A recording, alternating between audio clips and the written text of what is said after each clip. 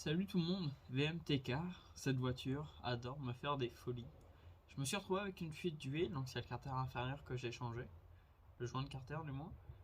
Et là j'ai un swattement d'huile, et il s'avère que c'est le joint SPI volant moteur qui sointe, alors que j'ai changé le moteur il y a 3 mois. Donc ça veut dire que là il faut que je redépose ma boîte de vitesse là-dedans, parce que je vais pas sortir le moteur.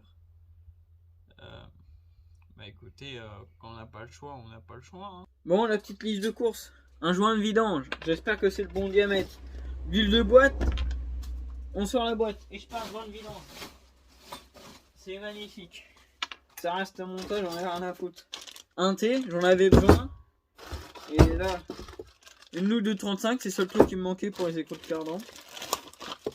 Joint spi boîte d'un côté, joint spi de l'autre côté. Et là, le joint spi qui fuit, je suppose.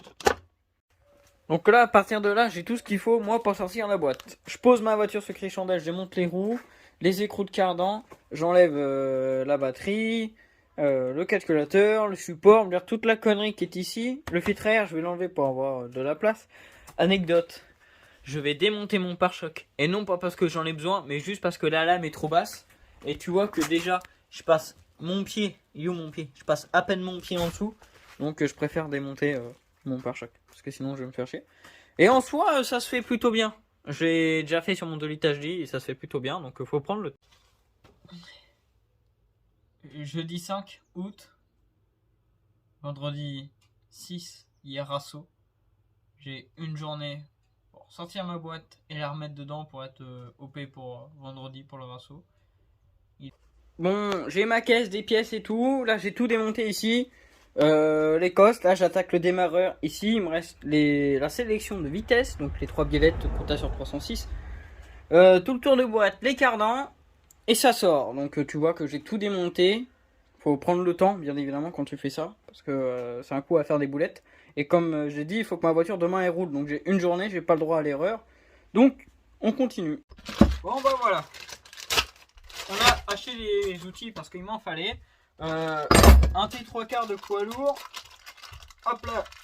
Mama, douille de 35 pour les écrous de cardan. Concubinage. Ah putain, j'étais pas prêt. J'étais pas prêt mon ami. Bon allez, c'est parti. Bon voilà, la boîte est par terre. Bon, c'est un peu plus compliqué que prévu parce que tu vois que moi j'ai ma barre anti-approchement inférieur et j'étais obligé de l'enlever pour sortir la boîte. Déjà que t'as pas vraiment de place, c'est un truc de ouf. C'est chiant mais ça se fait bien. On va dire ça en 4 heures, là il est 16h30, ça se fait bien. J'ai commencé, il était 12h40. Mais je passe mon temps à discuter avec des gens, à boire, à manger. Donc voilà, on va dire que à 3h, 4 heures ça se dépose. Là, j'ai desserré mon embrayage, j'ai plus qu'à l'enlever, comme ça j'enlève mon volant moteur, après j'enlève mon joint SPI, je nettoie tout, et tu nettoies tout, et on nettoie tout à la graisse, et on graisse pour le remonter, c'est ça que je voulais dire. Et voilà, c'est une bonne chose de fait d'avoir la boîte de démonter. C'est plein d'huile, donc je confirme que c'est bien un joint SPI de boîte, tu vois que là c'est plein d'huile, là aussi c'est un bain d'huile. Là, j'en parle même pas, faut que je nettoie. Après, au cas où t'as peur que ça soit un joint de culasse, il est où le joint de culasse? Il est là. Ouais. Putain, je vois pas. Attends, bouge pas. Parce que je te dis oui, mais je vois pas ce que je fais. Le joint de culasse, il est là. Donc tu vois, il y a de la merde. Mais tu vois que c'est propre et que la partie huileuse est plus en dessous. Donc ça confirme bien ce que je te dis. C'est que c'est un joint SPI. Donc je démonte et voilà. Voici l'embrayage. Tu vois que... Attends, on va aller à la lumière. Ah, pour dire à quel point je t'en l'arrache. Tu vois qu'il reste encore pas mal de garniture avant d'attendre le témoin d'usure. Faut voir ici. Pas là. Parce que lui, c'est lui de l'autre côté, tu vois. Donc on a pas mal d'épaisseur. Il est rayé, mais ça a l'air d'être propre. En tout cas, moi, ça me choque pas. Tu vois que tes ressorts, ils bougent pas. Ça, faut contrôler, mais l'embrayage est pas vieux de toute façon. C'est bon. Quand tu remontes un embrayage, tu fais bien gaffe que tout ne monte pas à l'envers. Donc je l'ai tourné, je sais pas dans quel sens je l'ai mis. Mais de toute façon, il est rare que dans un sens.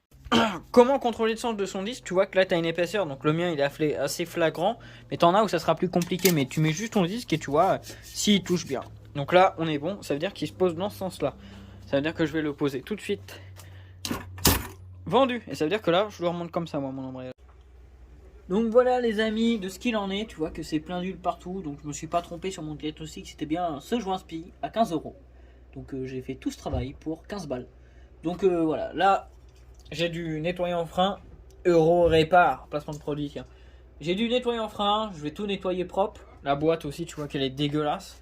Je vais tout nettoyer propre et comme ça j'ai plus qu'à remonter.